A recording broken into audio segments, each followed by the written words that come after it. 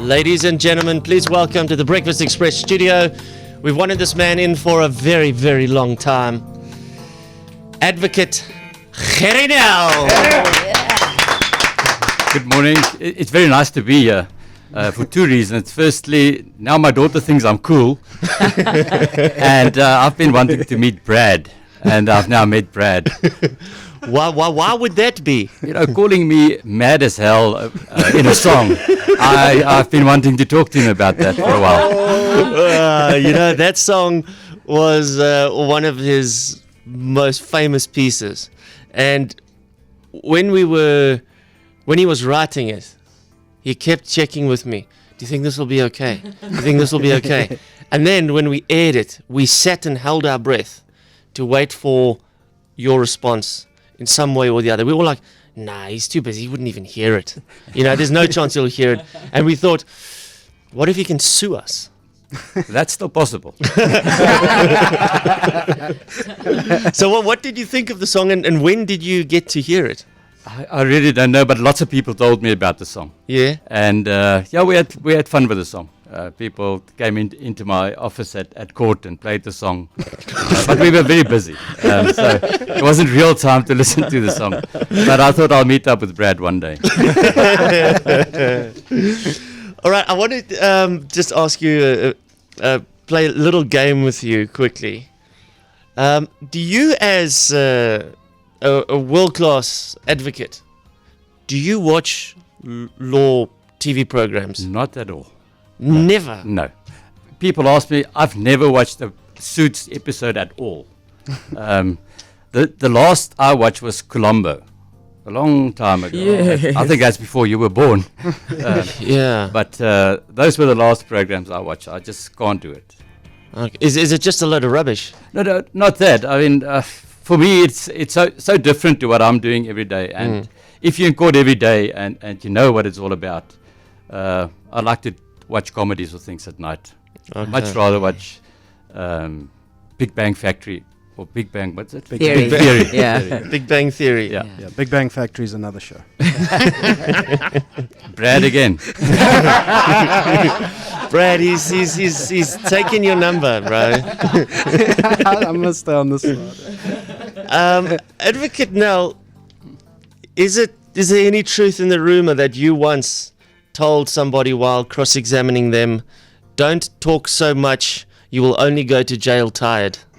No, it's untrue. No, that's untrue. Now, look, let's just get to the business. What is the big news story at the moment? You've left being a state prosecutor and you've joined AfriForum. That's correct. What is this all about? Private prosecutions. Is this a possibility? Is this an area that you're going to explore within the realms of the law? Is it something that you can do? It's I'm very excited to doing that. It's completely new. I think it's necessary, and that's why I decided to take the step. I want to take 1 minute just to say that it's not a parallel prosecution stream. We cannot take any matter and prosecute that. We can only deal with matters once the National Prosecuting Authority decided not to prosecute. So they must have the first bite of any prosecution in the country. If they decide to prosecute, that's it.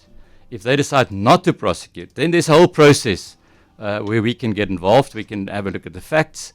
If we think there's merit in a prosecution, we can then apply for a nolli prosecute certificate. It's all, Latin. It's like dolus eventualis, not a prosecute. Yeah. And then they can decide to prosecute.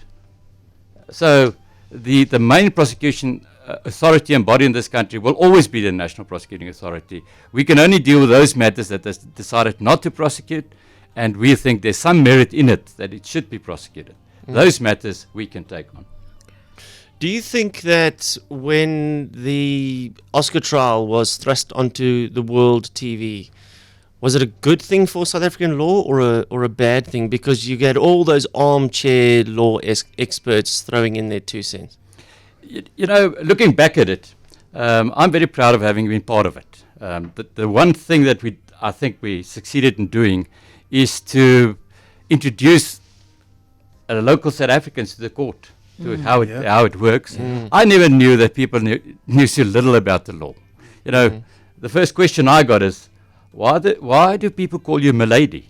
They don't even know that the witnesses are addressing the court. Yeah. So I think at first, when the application was to have it live on TV, we opposed it. But now afterwards, I think it was just a good thing. The educational value of having had that on TV and people following it, I think, was just tremendous. Now, this thing was watched worldwide. It was streamed live on the BBC in the US. Did you have any international lawyers, big trial lawyers, making contact with you and going, hey, why didn't you try this technique? Why didn't you go this direction? You know, Barry and I received hundreds and hundreds of letters from everywhere. Now, the one story I want to tell you is, whilst we did the bail application, now that's where it all started. That night, when I got to the office, somebody in the UK sent me heads of argument of how I should argue this. A retired lawyer. So no, we received lots and lots of advice from everywhere. Could you go and practice law overseas if you wanted to? No, I think we only trained in South African law, so it's peculiar to South Africa. Okay. Are there any defense advocates that when you come up against them, like for instance, you the Manchester United, today you're up against Chelsea.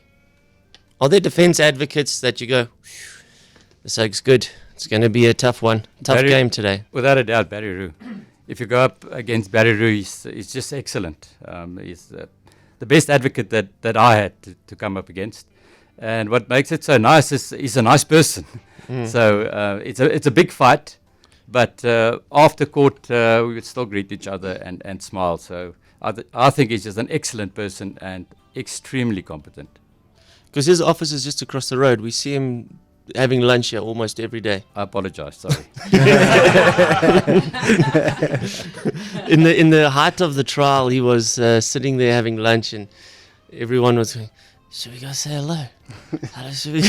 No, he's a scary person. You shouldn't approach him. So if Barry Roux is the Chelsea, who's the Sunderland? As in, this guy, oh man, gonna wipe the floor with this guy. No, I've never played against Sunderland. No, never.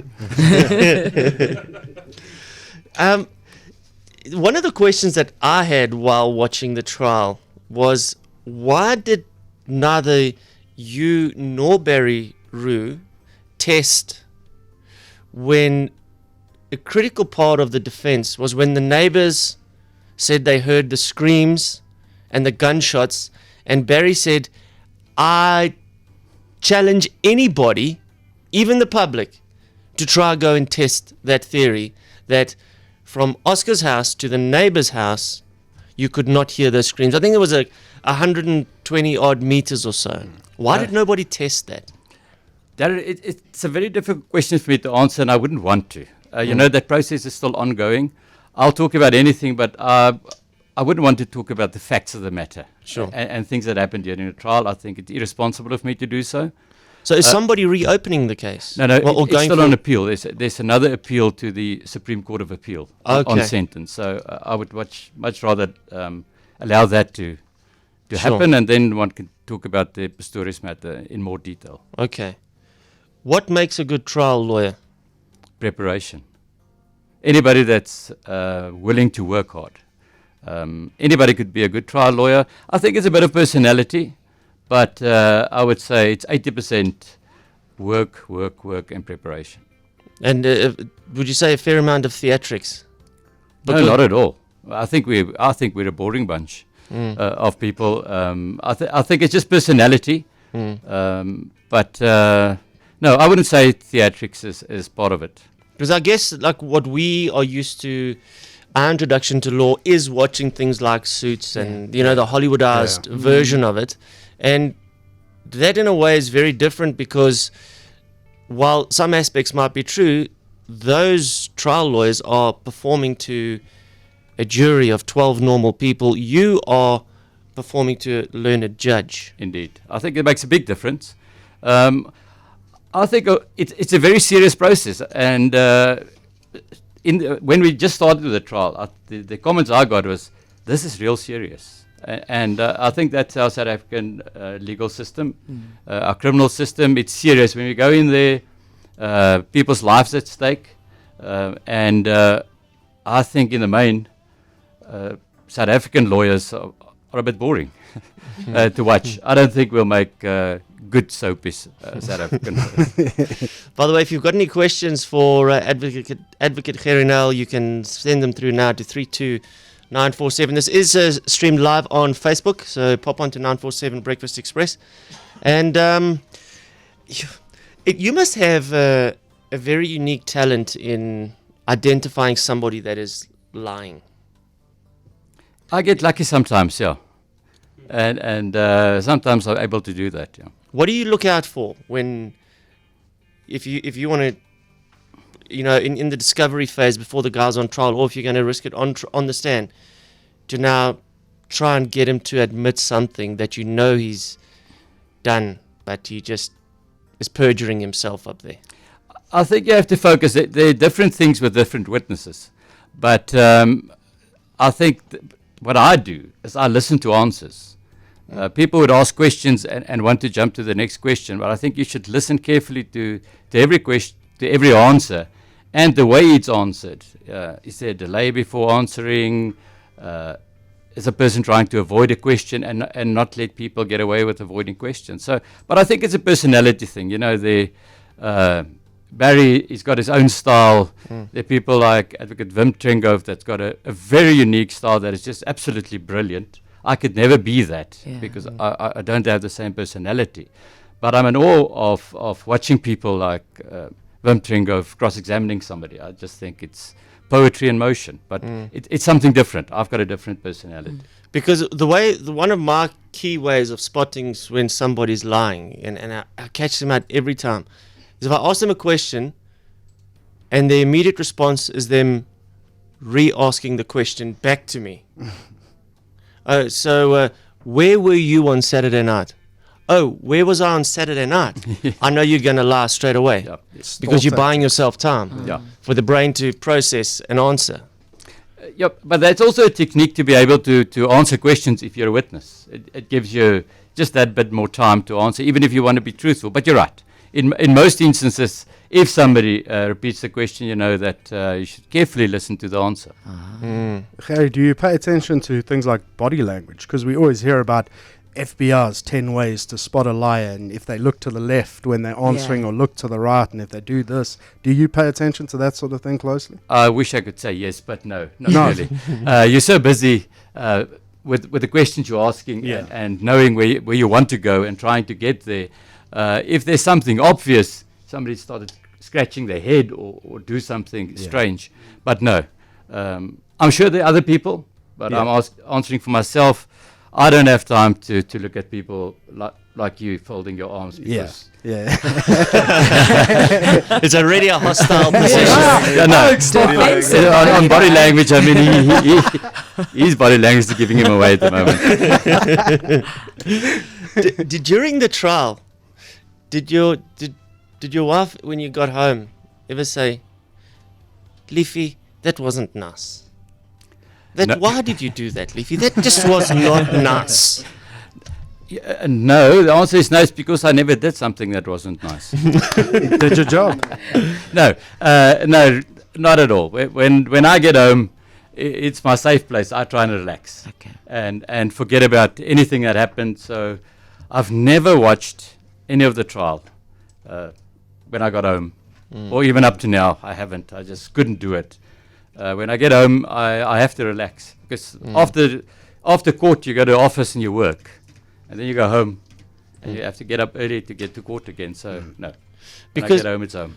I mean, while we were watching everything that happened, I watched every second of that trial, and we'd also watch the reactions of people. And there was a point when you were just the hero, and then this point that I'm going to play you now was when I think people started to pick sides. You made a mistake. That's correct. You killed a person. That's what you did, isn't it? I made a mistake, my You lady. killed Riva Steenkamp, that's what you did. I made a mistake, my lady. You're repeating it 3 times. What was your mistake? My mistake is that I took Riva's life, my lady. You killed her. You shot and killed her. After some deliberation, Nel was allowed to show a video of Pistorius at a shooting range firing at a watermelon. What we can see there is the effect the ammunition had on a watermelon. It exploded. Am I right? That's correct, my lady. You know that the same happened to Riva's head. It exploded. Have a look. That's it. Have a look there, mister. I know you don't want to because you don't want to take responsibility, but it's time that you look at it. As I picked Riva up, my fingers touched her head. I remember. I don't have to look at a picture. I was there. That was the picture moment. I thought that was an incredible cross-examination. But obviously, public also thought, that's a bit too much. Well, let me tell you, it's the first time that I listened to that, but Serious? yeah, serious. Wow. I really haven't listened to any of the trial. I've read it though, because if you go to the Supreme Court of Appeal, you have to read the record. But again, perhaps at another time, once we finalized all the appeals, one could go into finer details of it. The only response I would give is that I haven't done something that I believe was absolutely necessary. And I never do anything in a trial that I don't believe is absolutely necessary to ensure that justice is done. So sometimes people would think it's extreme, but from my point of view, if it's necessary to make sure that justice is done, I would certainly do it. I agree. Well, we're going to take some calls from listeners, and I know your entire career does not revolve around the Oscar Pistorius matter, so we'll leave that for now. Gerrie, you very nervous. This is terrible. I'm more nervous as I've ever been in any court. Yeah, I'm terrified. But I guess it's. I mean, this is my arena, and that's your arena, court. If I had to be in court, I would. You sweat. I don't know. I'd probably faint. I feel like fainting, I must say. So the feeling is mutual. But no, this is absolutely scary to be here and to be on live radio. I just don't know how you do it every day. Hey? Yeah. Well, I don't know how you do what you do every day. Yeah.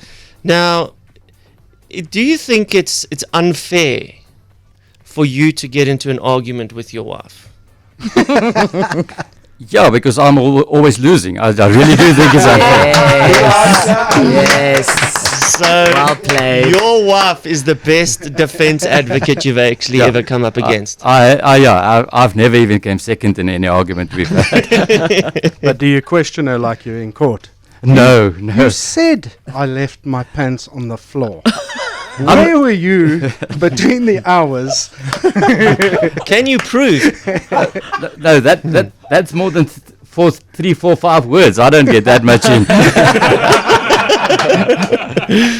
In an argument, does she ever just say to you, objection? No, not yet. Okay, we've got a question here on the WhatsApp telephone. Have you ever had to prosecute someone that you thought was perhaps innocent? That's a very good question, and the answer to that is absolutely no. I've never taken a matter where I did not 100% believe that this person is guilty, and the facts may prove that, and will prove it. So no, that's a benefit of being a prosecutor, because a prosecutor, you have all the facts before you go to court, and you take the decision to prosecute or not. So if there's any doubt, you don't. So no, the answer to that question is emphatically no, never. Question from Jacob Mashokwa. Mr. Nel, you've had a great career, almost 35 years at the NPA, if I'm not mistaken. Apart from the Oscar Pistorius trial, what trial sort of sticks out that you remember? The most difficult trial I've ever done is the prosecution of Mr. Jackie Salebe. Aha. It was the most difficult trial that we ever had to do. In what way? There were lots and lots of pressure. It was early on. It wasn't in the public domain. But in terms of the legal points, in terms of the circumstances surrounding the case, it was a very difficult matter. The law in that particular matter was very difficult to argue. Without a doubt, that was the most difficult matter I had to deal with. And was that case all built on, well, the base of that case was the Brett Kebble murder. And then it just went up and up, and everybody turned going up and up the line. Yeah, that's where it started. Yeah, It started at the Brett Kebble murder and Mr. Nassif's statement later. And from there, it just escalated all the way. Well, went up all the way to that particular trial. We've got a question from Tabo. Yeah, Tabo, you're on with Advocate Gerrie Nel. Good morning. Good morning, Darren. Good morning, Advocate Gerrie Nel. Morning, Tabo. Speak to you, sir. Morning, Tabo. Quick question from our side.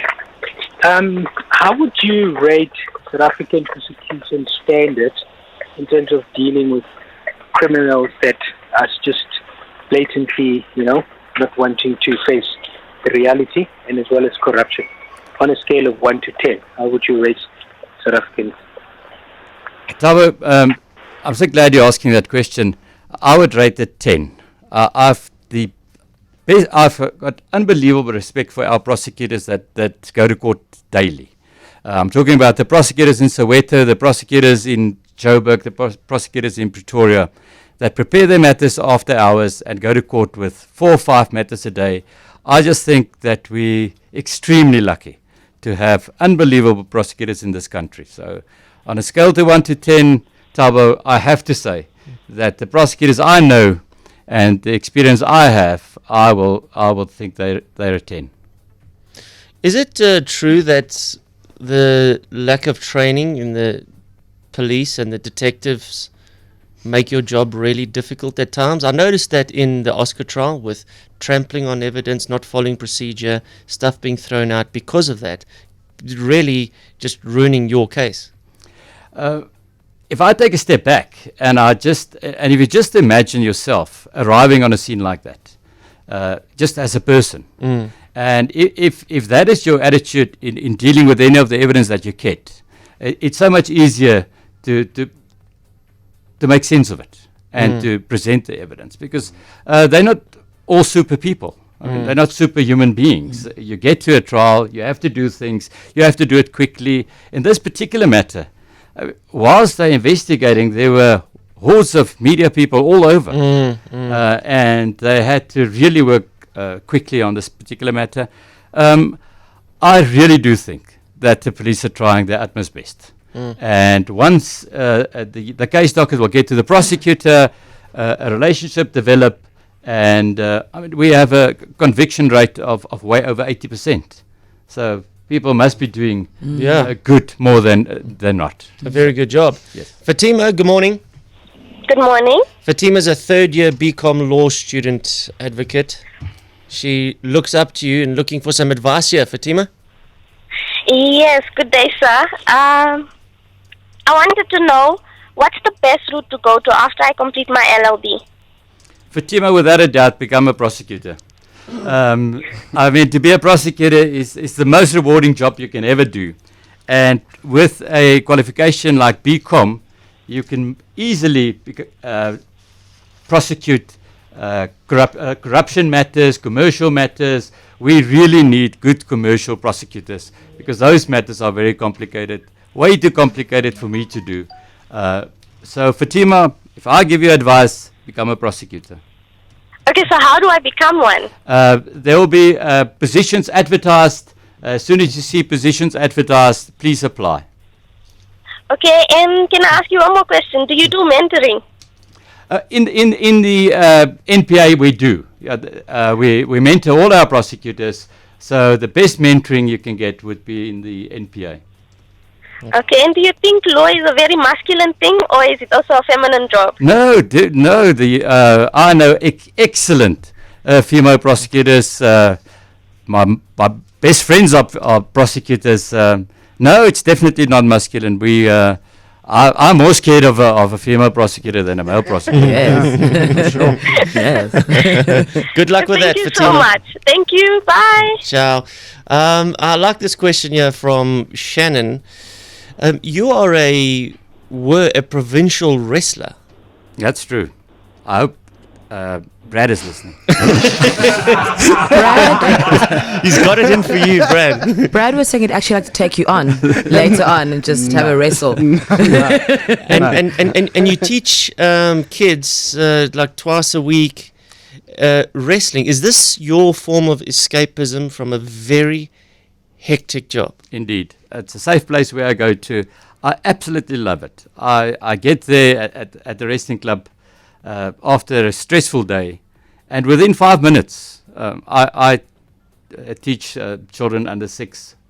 After 5 minutes, they're just so brutally honest and so keen to please. And when I walk into the Menlo Park Wrestling Club, I'm not a prosecutor. I'm Coach Gerrie. Yeah. Nobody asks me anything about the job. Nobody discusses my cases there. And I'm just Coach Gerrie. So I walk in there as Coach Gerrie, and I walk out of there as Coach Gerrie, and I'm so much more relaxed. I absolutely love the sport, and I absolutely love teaching these kids. They're amazing. Yeah. Shannon. Hi. How's Gerrie, it? how are you? I'm feeling okay, thank you, Shannon. I'm just nervous. It's not nice being here. It's an honor to speak to you. I really wanted to find out, outside law, what is your passion? Well, I hear it's wrestling, but what other things do you do to like relax and just not be, around all the law stuff? And also, is your children also doing law? No, none of them. They're both in careers, and it's not law. Okay. Shannon, I wish I had a very clever answer, but I don't. But I've got an answer. The answer is I'm a golf nut. Every minute I have, I play golf. So we're a group of people that play golf every weekend. We go on golf tours. So where I escape and where I relax is on the golf course. And again, when we play golf, we never discuss work. Yes, Shannon, I'm listening. Sorry, just another question. Do you really have a Twitter page? Because all the Twitter accounts that we follow is like, it doesn't seem like it's you. They're so active, and sometimes they're just posting a whole lot of stuff. So is that really Gerrie now or not? I've never posted a tweet. I don't have a Twitter account. So, no. Oh, thanks so much. Advocate Nel, it's been an absolute pleasure having you on here, sir. You're an amazing person to interview.